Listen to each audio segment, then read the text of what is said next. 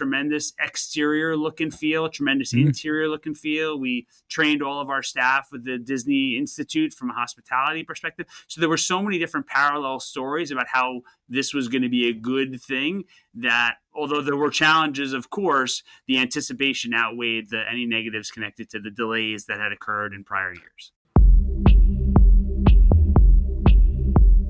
Welcome to the podcast, where we introduce you to incredible humans who share their journeys with the mission to inspire you to harness your own inner tenacity to drive your life and career forward.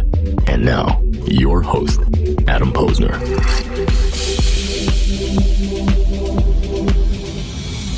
Hey, everybody. Welcome back to the podcast. We're bringing the best and the brightest in the world of business, marketing, and personal growth to help you harness your inner tenacity and drive your career forward. We are recording the first show of 2024. Could air in February, could air in March, it doesn't matter. But I am excited to have my guest today, Andrew Schwartz. I've known him for almost 20 years. We were kind of just riffing on it. Former colleague, someone who I deeply respect and admire. Currently, he is the co-president of the New York region of the Howard Hughes Corp., where he leads a continued revitalization of Lower Manhattan's Seaport neighborhood with a focus on strategic partnerships and programming. And he's been there since 2015, previously serving as the EVP of Strategic Partnerships. And he spearheaded the company's partnership platforms, including the redevelopment of Pier 17's roof, which is pretty cool if anyone hadn't checked it out. And he has a pretty cool career, sports, entertainment. We're going to talk about all that. Our time together, it's serious. It's time working at Barclays, Devils, Islanders, Nets, all that kind of good stuff. So let's get to it. Andrew Schwartz, welcome to the podcast. Thank you, sir, for having me. Appreciate it. Good to see you. And nice to be on the screen here because I've watched plenty of the episodes and honored to be episode 300 and change here. 300 and change. Well, awesome, man. And it goes to longevity, and it's great. We were kind of riffing before I hit the record button. We've been at this game a while. We've been at this, and I need to say it's been incredible to watch your career trajectory, literally having a front row seat to it since the days it's serious. You've been focused, determined, and you've set a great example as a leader, as someone who truly is passionate about their career, who's focused and intentional. And I just want to say it's an honor to have you on the show and excited to unpack it. Yeah, I appreciate it. I think the intent around the career is probably where a lot of the questions that you ask and the answers that I give will end, because I think definitely there's been a purpose from start to soon to be finished, I guess. Soon to be finished. Is this guy retiring early here? Is this your forever? I'm gonna go off script here. Is this your forever job? You think it's your forever job? It's and I'm an honest person, and I'll tell anybody here who knows me knows that that's the case. So for a long time, I've had the career goal of being the president of an NHL franchise. And as I've built my career, the concept was how many different life and work experience can I garner over my 20, 30, 40 years before I get to that career goal to be the best president of an NHL franchise that I can be. When I left the Brooklyn Nets and got here, I wasn't really sure what to expect, but I've been here for 8.5 years, the longest job I've ever had. And it's definitely someplace that I could see myself I wouldn't publicly abandon the goal of being a president of an NHL franchise, but I have a really great spot here. And there are some exciting things on the horizon, which I'm sure we'll get to. It's so interesting, too, because when you look at companies these days, all these tech companies that are folding, I mean, Howard Hughes, for anybody who doesn't know can you just give us like that quick kind of boilerplate, what the company is all about, a little history lesson here? Because people know the name. They're like, Howard Hughes, isn't that guy, that eccentric guy? Didn't they make a movie about him? Yes. I wasn't asked to star in it, unfortunately, but yes. So we are at our core a real estate development company. We have 6 different regions around the country. Those regions are what are called MPCs, or master plan communities. And what we do is we have a very significant piece of land, thousands and thousands of acres of land. In the middle of that plot of land, we'll build some commercial and retail amenities right in the middle of the donut, if you will. Then we will go to home builders like KB or Toll Brothers, and we will sell the first ring around that commercial hole in the middle to the home builders for, let's say, $1 an acre. Then the Right. more people that move in, the more amenities that are needed in the middle. We'll build more amenities. Then the next ring of land sells for $2 an acre, and Right. so on and so forth. And it Makes could last sense. 40 or 50 years, that process. And in New York, the outlier, and not like the others, is the historic Seaport, formerly known as the South Street Seaport or the Seaport District. We've simplified it tremendously, but it's the oldest neighborhood in New York City. We control roughly 10 acres or 8 blocks Wow. of the historic neighborhood, cobblestone streets, brand new Pier 17 we've built out there. We have about 10 or 15 restaurants and an iconic concert venue on the rooftop at Pier 17. It is incredible, and it's crazy. I've yet to be there, head down there yet, but we hope to do that this summer. But the history of that seaport, man, I mean, it takes me back to my days. I think like my elementary school trips, right? When they still have the boat there in the harbor. Yeah, there are Is that the two Nina, the boats. Pinta, the Santa Maria? It's one of those, right? It's Or the two out of the Boston Tea three. Party, Two right? out One of of the those three. boats.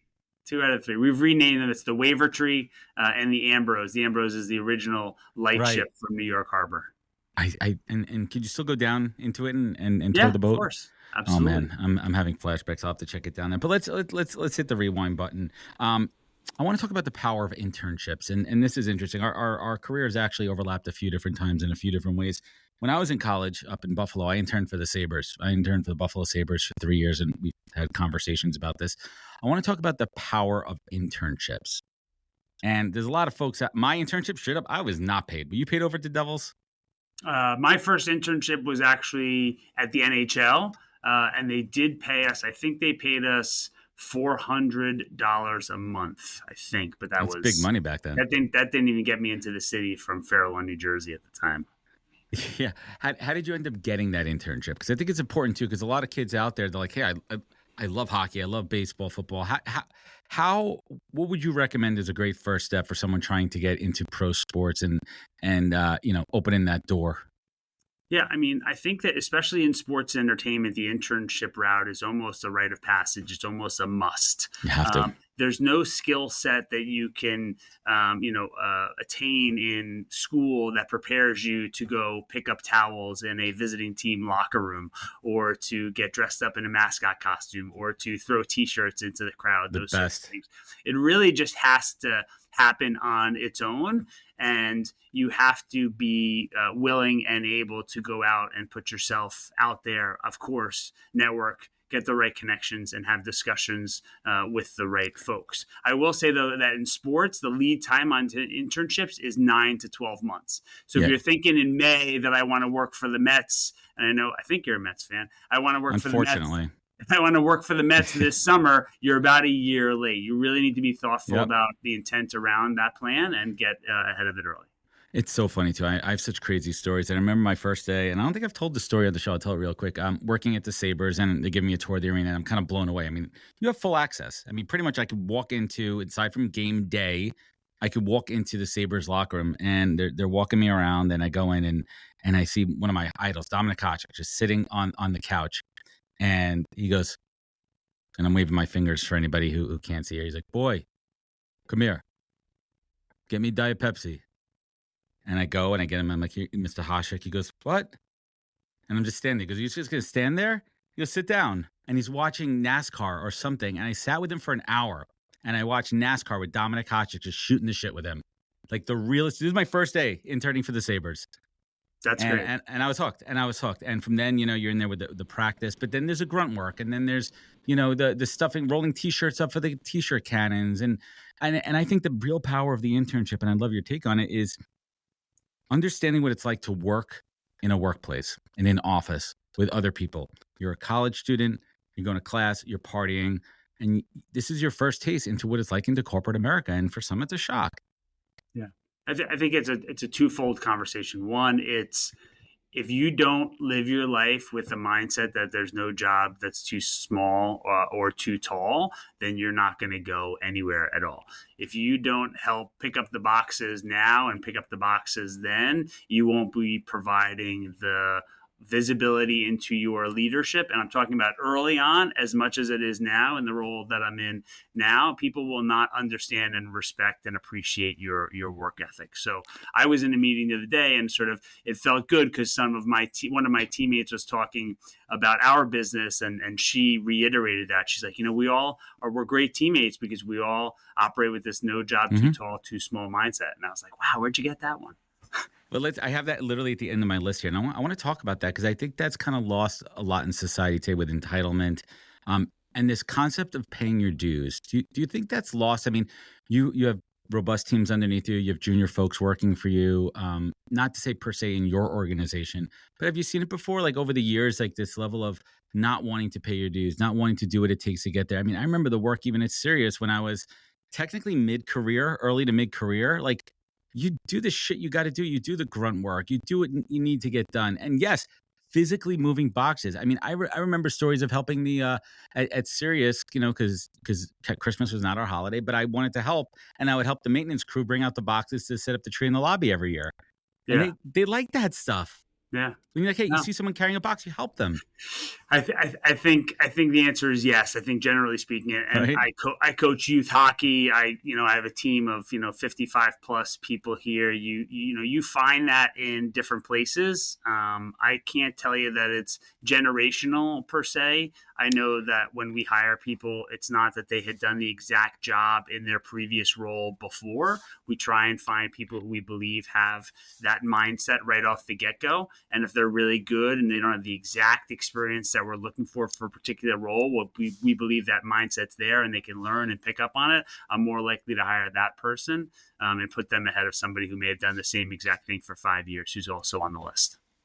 When you're interviewing, how do you assess that? What are some of your go-to questions? How do you pull that out to assess character? Listen, I'm assuming by the time somebody gets to you, Andrew, they have the skills or most of the skills necessary for the job they're applying for. But how do you pull out the character, the work ethic in a 20-minute, half-hour interview? Yeah, I wouldn't say that I have a formula. I would imagine you probably have a much more eloquent way of executing that. No, I do not. It's Spidey sense for me, man. I'll tell you what I do.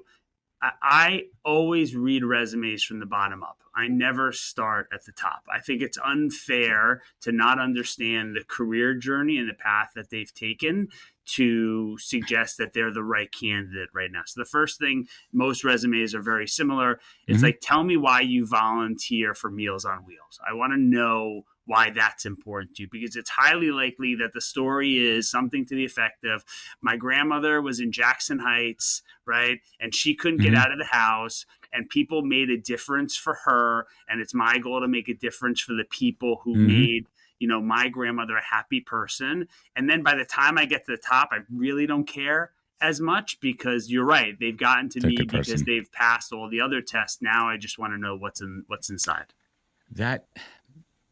It's interesting too, like the way I like to do. I mean, I'm a recruiter. I look at resumes all day long. First thing I do is I look at the first thing just to make sure that they're in the wheelhouse of what I'm looking for and current experience. And yes, I look at the bottom. I like to see their trajectory. I like to see their journey. What was one of those things you remember when you were at the NHL, then you went on to the Devils? Keep me straight there.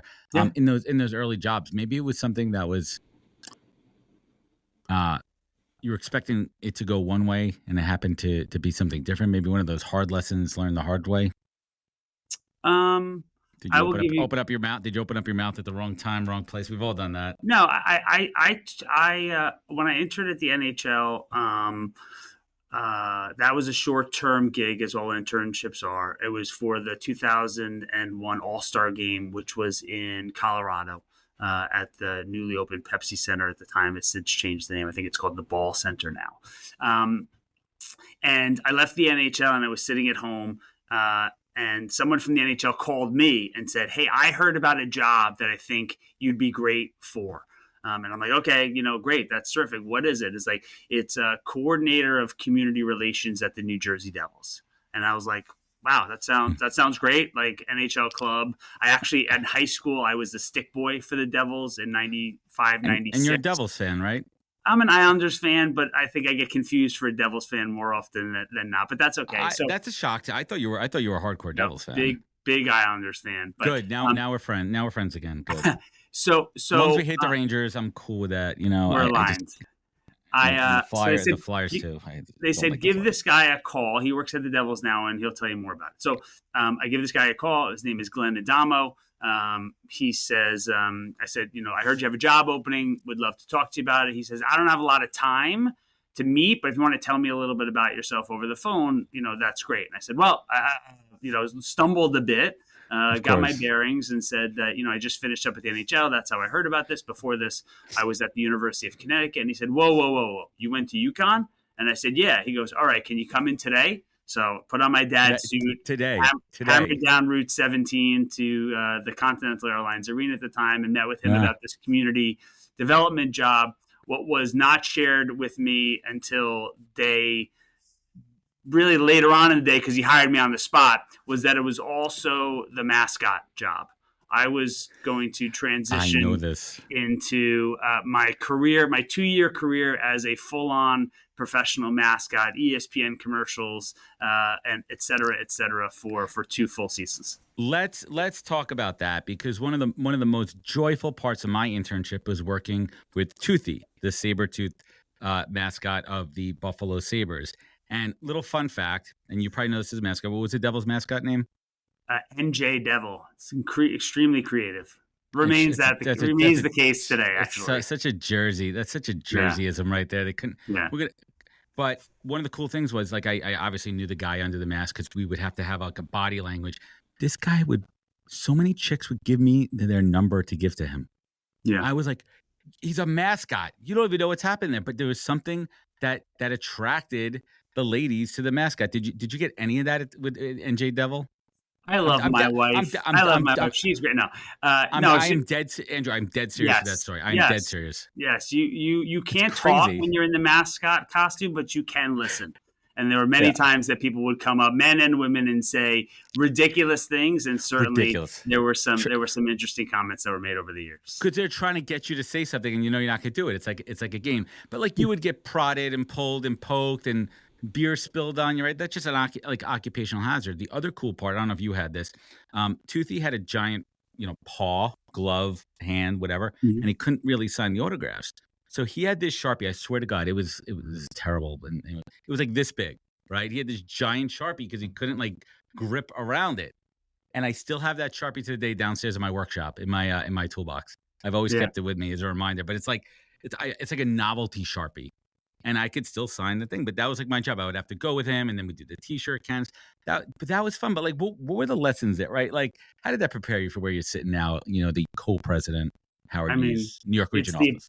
It's right? the epitome mascot of the president, right? Yeah, it's the epitome of no job too tall, too small. So you by the way, you want this job, you got to put on this 35-pound costume for 3.5 hours every night. You have to skate around the ice.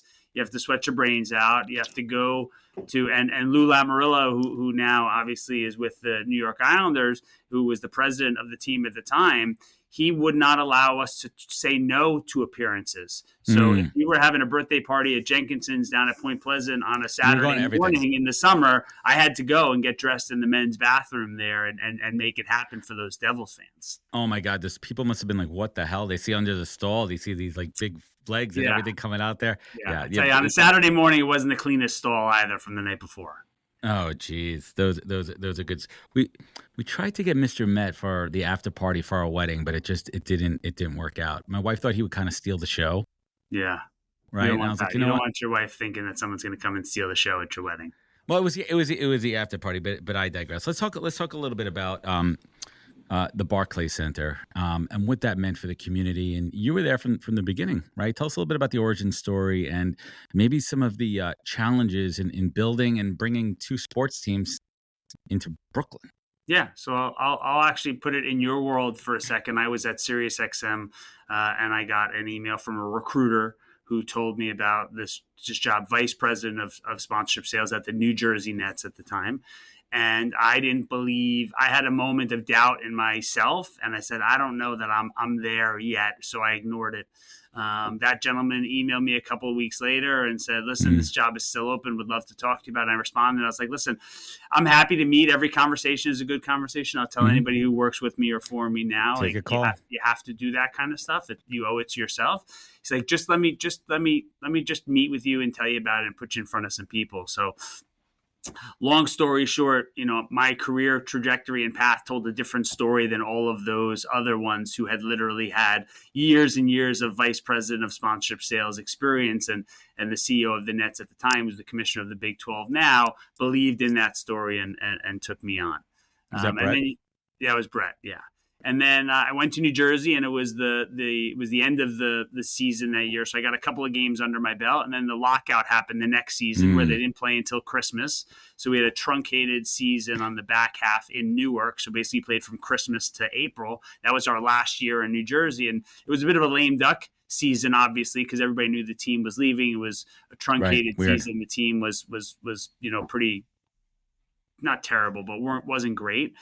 And then along with the other executive leaders, we were building along the way this parallel path to moving a professional sports team into the borough of Brooklyn, which is, I think, one of the top 10 largest cities in the United States if it weren't a part of the 5 boroughs of New York City. Gentlemen across the nation, I have an urgent message for you. This episode of the podcast is brought to you by Manscaped. The brand that took your balls to space is now launching them to the ultrasphere. Introducing the Lawn Mower 5.0 Ultra, featuring a new cutting-edge design and next-generation dual skin-safe blade heads for different shaves. It's pretty much a spaceship to take your boys downstairs to the next level. Join the 9 million men worldwide who trust Manscaped with the brand new Lawn Mower 5.0 Ultra by going to manscaped.com for 20% off plus free shipping when you use the code POZCAST, POZCAST. High tech for low places, that's Manscaped. And I got to tell you, since I got my hands on this pair of trimmers, my life downstairs has changed. My wife loves it, if you know what I mean. But let me tell you, this has made it so much easier to take care of what I need to do downstairs. You know what? Take it on the go. Manscaped has you covered. This puppy comes with a travel case and even a travel lock to avoid any accidental powering on or weird looks in the airport. Guys, check this out. Go to manscaped.com, get 20% off when you use the code POZCAST, plus free shipping. I'm telling you, your balls have been through enough. It's time to go ultra with Manscaped. Check it out. I mean, you're taking a fan base, and correct me, a history on this. Didn't the Nets start in Long Island? Yeah. Right. So what? Right, the mausoleum, which is 5 minutes away from where we're recording right now, that's a whole other story. What a fail! What a fail on so many levels. The Nassau Coliseum. They had the chance here to really build. Anyway, I digress. But you have a team that has its roots in Long Island. They move out. That was the ABA, right? When they were there, and then before went to the right. Yeah. Right. So then it goes. So, yep. Right. So then it goes out to Jersey. They build a fan base. Did it piss off a lot of people? They moved to Brooklyn. Yeah. I don't know that they had, they made back-to-back finals, I think, in the 2001, 2002 timeframe. I think they lost to the Spurs, and then they lost to the Lakers. And I think at that point in time, there was Kerry Kittles and Drazen Petrovic, and they had a fan base, but I don't know that there was any superpower caliber player that had brought them to any far-reaching, top ranks in the NBA. And actually, the team moved to Newark in part to start to get the New York City corporate season ticket base used to getting on the train and going to Newark to where Prudential Center is, because in a year or 2 years' time, they were just going to get on the subway from Manhattan and just go to Brooklyn. So they got them accustomed to being on mass transit versus you had to get in your car to go to the Meadowlands. So what? I mean, I thought it was a slam dunk, pun intended, going to Brooklyn. I thought that the neighborhood was primed for it. I mean, yes, you're battling a Nick City, right? But how did you? I mean, what was? I forgot what the tagline was. Welcome Brooklyn or something. There was something. Hello Brooklyn. Hello done Brooklyn. By the world famous marketer Elisa Padilla. And what were What were those early challenges? Yeah, I mean, there was such a desire.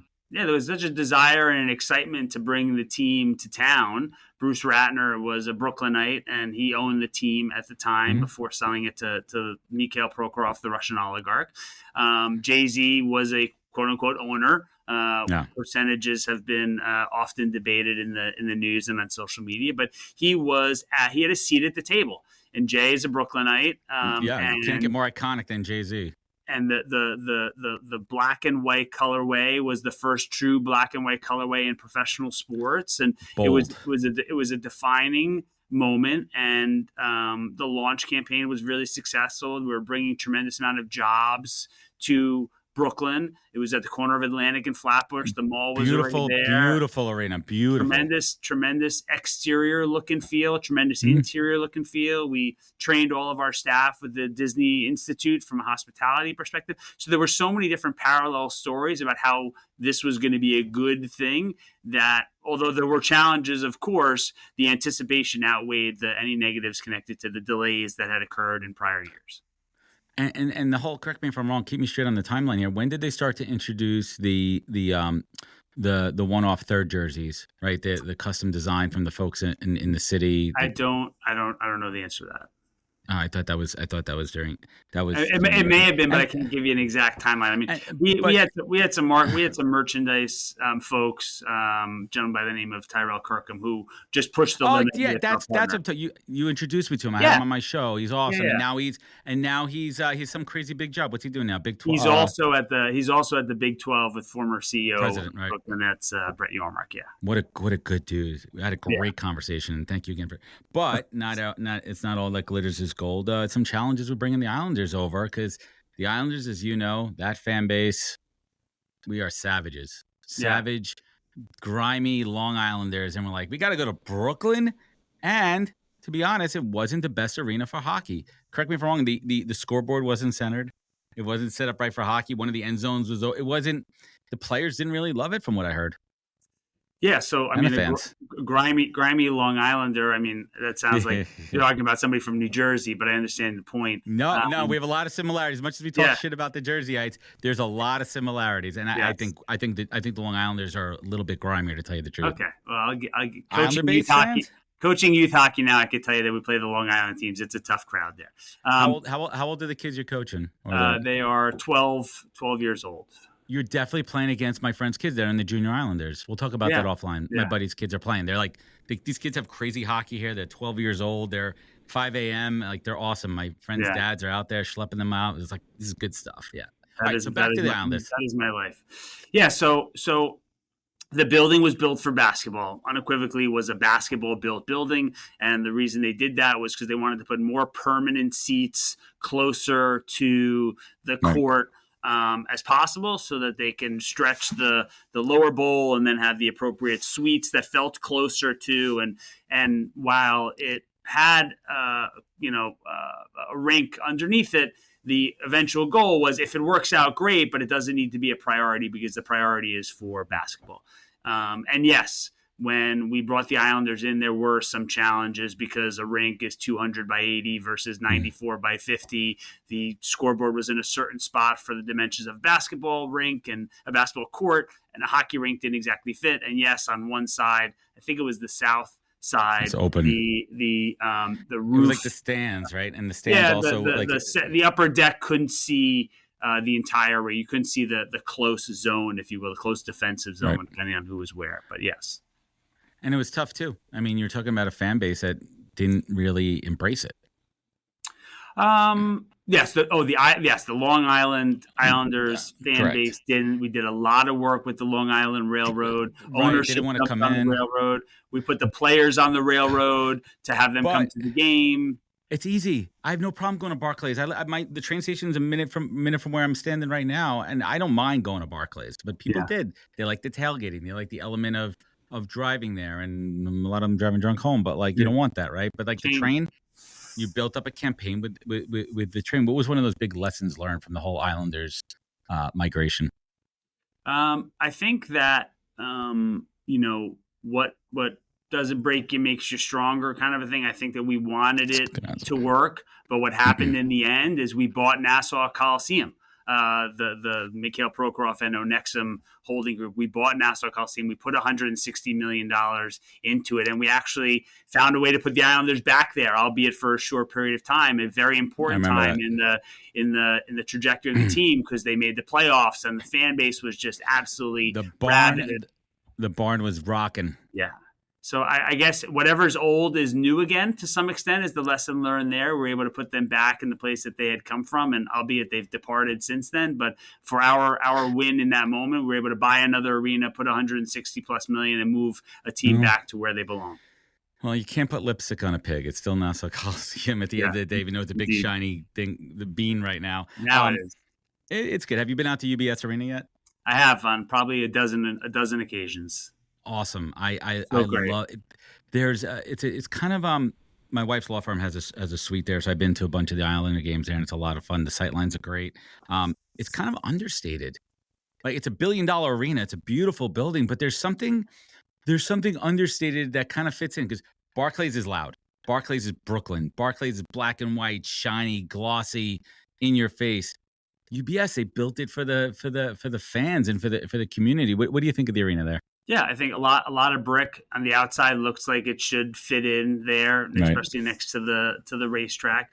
I think that the Islanders colorway, the orange and blue, it's tough to design a beautiful modern looking arena with that color scheme. But they've done a really good job. The concourses are nice and wide. The concession stands are easy to find. They've built those pockets of F&B areas so people are not in the way and the lines don't cause an issue with the fans who are walking around trying to get to the merchandise store. The stuff that they've done with the Isles Lab, which is their merchandise line cool there, stuff. and the team store is all great, top notch. How do you apply a lot of these learnings from sports into this cosmopolitan city, Pier 17, building a concert venue on the roof? Yeah. You know, how do you apply those sports lessons in hospitality to a music venue? Well, first thing I did was hire people who came from sports because they have that similar mindset. The late night, the Sunday game against the Timberwolves in Brooklyn in the middle of a snowstorm, and you live in New Jersey, but you got to go.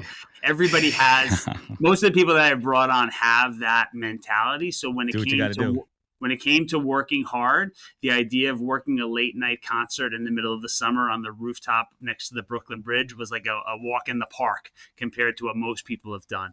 But at their core, they knew that, they were going to have to work hard, and that no job too small, too tall mindset came back and came to life again. I think just generally speaking, the idea that, we could do something transformational.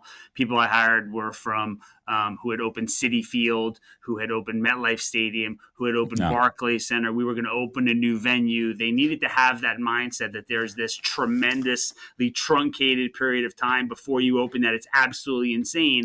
But then you've done something transformational. You've done something insane for some people to consider that leads to great success for them and for the business. There's something about the folks that work in sports and entertainment. They understand the two things: one, the urgency of it, and then the end user, the experience. Right? Your job is to make an amazing experience for the people that come there, and that kind of transcends everything in the way you work and the way you produce. And there's just a different vibe. So I want to take a little bit of a turn, and I want to go back to a little bit. I want to talk about your passion for hockey. I know you do a lot of work with disabled hockey players as well there too. Talk to us a little bit about how that side of your professional and personal life intersect, and what that means to you and your family.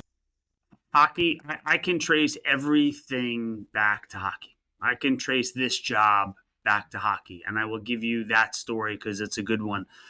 The guy who built Barclays Center, his name was Shervin Baftechi. He was the construction manager. He was a hockey guy. We laid the rink down in August of 2012 before Barclays Center had its grand opening. I was in New Jersey. He said, "The ice is ready. Can you come to Brooklyn right now and be the first person ever to skate on the ice with me?" And I grabbed my gear and I drove into Brooklyn, and I was the first ever to skate on the ice at Barclays Center. That same guy, Shervin Baftechi, is the guy who built Pier 17, where I work now. and Small called world. me after 5 years at Brooklyn and said, I want you to come and work at this company, come and be transformational with your mindset and build a partnerships business. And hockey, because we were hockey fans and friends originally at Barclays Center, made him think of me first and got me over here. So yeah, I mean, the sport, from Great story. internships, from the way that I give back to now the connectivity that I have with my son, making memories with my family, going to games, traveling to tournaments. It's core of who I am. I actually have a bunch of trophies here. I was contemplating putting them behind me for the podcast. I still play. I'm on the ice 3 nights a week myself for my Love old it. man beer league hockey, and I find business and personal relationships are threaded through it all. I love it, and that's a tremendous story. I've had I don't know if you caught the episode with Chris Pronger on the show. I don't know if you listened back to that. Yeah, he was amazing. We had the fun. We were just laughing the whole. Like we were just. Did you see the? And I'll send it to you afterwards. It was an all-star game, and Justin Bieber, who's a hot group of Canada, Justin Bieber's out on the ice, and Pronger smashes him against the boards. Against the boards, gives him a nice little facial against the boards. And I brought that story up, and he was telling that story. But Pronger was great. I also had crazy story. You familiar with the Dave Scatcherd story too? Yes, of course. Yeah, Dave Scatcherd. Fun fact: that is my #1 most downloaded episode. Dave Scatcherd. Wow. And it's the craziest story of his transformation. And he tells the story of he grew up in, bumblefuck, northern, on wherever the hell they are up in near the Arctic Circle up there. He never wanted to be a fighter, and he's a big dude, but he had to. And that broke him. That broke his spirit. That broke everything about him. And he had to transform after he, almost died on the ice. He did die on the ice. And he had to rebuild himself. And it was I go back, I listen to it like every few months. I'm like, geez, like hockey players are a different breed. Hockey's a different sport. So let's talk a little bit about playing with your son. Like, was it like he didn't even have a choice? I don't care if he doesn't want to play hockey. This kid's getting on the ice before he could walk. He's got skates on. Or be like, you know what? Did your wife say to you, Andrew? Like, what if he doesn't like it? Yeah. He had, of course, he had a choice. It was either hockey or street hockey. I mean, I gave him I gave him a variety of options.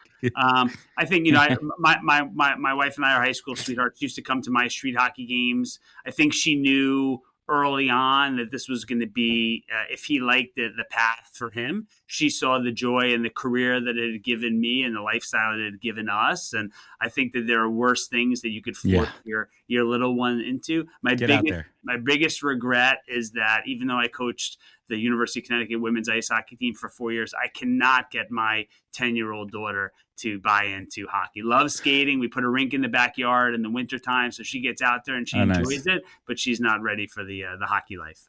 It's all right. As long as she's skating and you guys could all skate. Does your wife skate? She has to. Yes, she does. Yep. There's no way she couldn't skate, right? That's not. But let's talk about that a little bit. The passion of the kids. So my little dude, my passion is Legos. If I pan the camera over there, I keep all my adult Legos up there. I got spaceships. I got all these crazy things over there.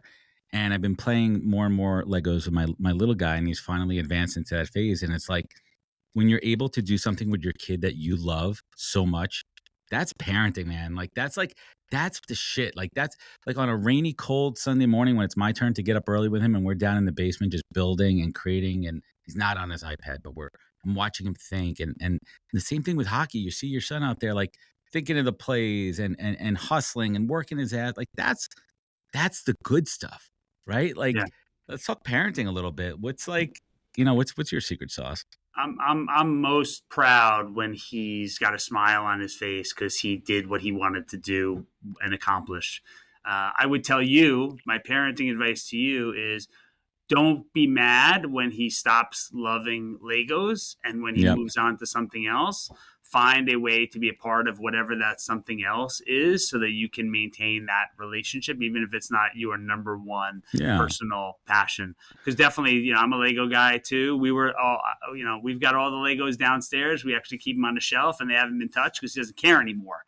But he moved into the hockey and he moved into the baseball and he moved into other things, and we'll continue to do that. I think that embrace the passion. Yeah, for sure. I think that, having your kids see how hard you work and be a part of your professional experience, if it's at all possible, is really important early on. An understanding of not what you do, because it's difficult for them to comprehend, but Right.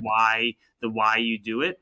And I'm not talking about for dollars and cents, but you do it because daddy leaves for work in the morning, gives you a hug. He's like, yeah, if you love what you do, it's like, yeah, I'm going to work. It's like, do you have to leave now? It's like, I don't have to leave now, but I have to leave now because, I got something really important. I'm really excited that I'm working on it. And then they start to understand that, schoolwork and adult work and those sorts of things, you kind of have to do it. But if you find the passion in it, and it's tough now because he's 12 and he's in middle school and he's got homework and you got to, be all over him to get it done. Oh, You got to yeah. explain to him, like, there's a purpose here. And I promise you, if you want to be happy and excited to go to work when you're an adult, the extra 5% you put in now is going to really, really pay off. Life will be easier if you put in the work now. Amen. I love it. And the cool part with this show is my daughter's been on a total of 5 or 6 times. I do the wrap-up show, end of year wrap-up show with every year, and it's like a time capsule for us. She's a little broadcaster too. She has her TikTok channel. She's doing her stuff there. And you just embrace it, like the creativity and the passion, and she loves it. And I go back and it's like, I look at all the shows that I've done with her over 5 years of her standing here, not being able to see over the desk here to now, being up to here and watching her grow. And that's what it's all about. So Andrew, this has been a tremendous, tremendous conversation. And I feel like what a great way to just catch up, right? Like just catch up on life and everything. And I remember those serious days. And I always say I was there 5 years. Like it was a good run. I loved working there. And one of the lessons that my number one lesson from working at Sirius, remember it was my first day there, and Debbie Schwartz. Remember Debbie? Debbie was my boss. And the first thing she did, she took me around all the way up to the executive floor, made the rounds, literally sticking her head in Mel's office when Mel was there. Like the what's her name is now Jen is now the CEO. Yeah. Yep. Right? Like the secretaries, the receptionist, the maintenance, the mailroom. She introduced me to everybody. And she said the most important thing is that you know as many people in the company as possible, and you treat them well and you treat them with respect, and they will help you when you need it. And that was one of the key lessons that I learned from Debbie, and I took with me wherever I went, was just to make sure that I really got to know it. And I mean, listen, there's a lot of people where you work, but like, I bet you're that type of, I bet you walk in and you know most of the people in there. I know everybody. Trust me, I know everybody. And the way that I operate is I'm at my desk about 25% of the day. 25% I'm in a conference room, and 50% of the time I'm walking around the property, or I'm walking around the office, or I'm sitting in someone's office or in the cube. And I'm not taking away from their productivity. I'm adding to the trust that I have in them by engaging with them individually. And it's not a secret. It's a big part of why, I hope that people, stick around, and how I can inspire them to be better leaders and better partners for us here at Howard Hughes and Seaport. I love that. I love that approach. And I speak to so many leaders, and to a certain extent, like, it becomes a scalability issue if and when you could do that, but you do it as much as you can and when you can. So Andrew, let's bring it home here. What is the single greatest piece of advice you've ever received that you take action on daily? It could be a mantra, something when you wake up in the morning, something that you say to yourself in your head to get your day going. I mean, I am not afraid to be uncomfortable. And I think that people should be mindful of the same. And it goes to the way you care for yourself personally and the things that you do in your relationship. It goes for the willingness to raise your hand in a big meeting full of executives and say, I don't know what that means. Can you explain it to me, without saying this is a really dumb question? If you're not uncomfortable, you're not challenging yourself, which may be a little bit cliche, but I don't shy away from things that are uncomfortable. That's some solid advice. And last but not least, you look back on your life, and you certainly had the rough moments and trials and tribulations, and you had those hard parts. And you look back on those times, and you had to reach down deep and harness that inner tenacity to pull you up and forward and take on a new job, take on a new challenge. And in the same breath, you sit here with gratitude and appreciation for this life, this family, this career that you created. Andrew Schwartz, what is your focus? What is your beacon? What is your North Star in life? My North Star is to provide for my family and the people who are around me an example of somebody who did it the right way. And that doesn't fall in one particular vertical of family only or work only or hockey only or coaching only. Just nice to be around people who appreciate the process and appreciate the trajectory, understand that you're there for that quiet moment where they just need somebody to talk to, understand that you're there to challenge them, to have hard conversations that make you uncomfortable. And by the way, I think the two connect together, and the trust that comes with all of that. My family needs to trust that I'm doing the right thing. I need to trust that they're working hard. My teammates trust, our shareholders trust, my boss trusts, etc. So I think that's what I would say, that if you can understand that trust is at the core of it all, those uncomfortable things won't be uncomfortable, the growth won't be so scary, and the opportunities will present themselves. I love it. This has been a good one, Andrew. I want to thank you so much for joining me. Hang with me one moment here as we sign off. If anybody wants to learn more, check out the Seaport at theseaport.nyc. You can follow Andrew on LinkedIn. You can find him, Andrew Schwartz, on LinkedIn. Howard Hughes Core Power Hughes Partnerships. You could check it out anywhere else. Where are we missing? No, that's it. That's good for now. My Instagram is not something that anybody wants a part of. There's nothing exciting over there except maybe some old pictures of my son and I building Legos when he was 6. I love it, Andrew. This has been awesome. I love catching up. Hang with me for 1 second here as I sign off. And everyone listening, if this episode resonated with you, leave a review rating. It goes a long way. Sharing means caring. Find out more at thepodcast.com. Follow us on all the social media channels. Remember, be good to yourself, be better to others, and catch us next week for another great episode of the podcast. Take care, everybody. Wisdom is forever, but for us, it's time to go. Thank you for joining us. Luckily, we'll be back with our next episode soon, jam-packed with more incredible humans. Thank you for listening, subscribing, and sharing. To join the conversation, search the podcast on LinkedIn. And to catch up on past episodes and more info, please visit www.thepodcast.com.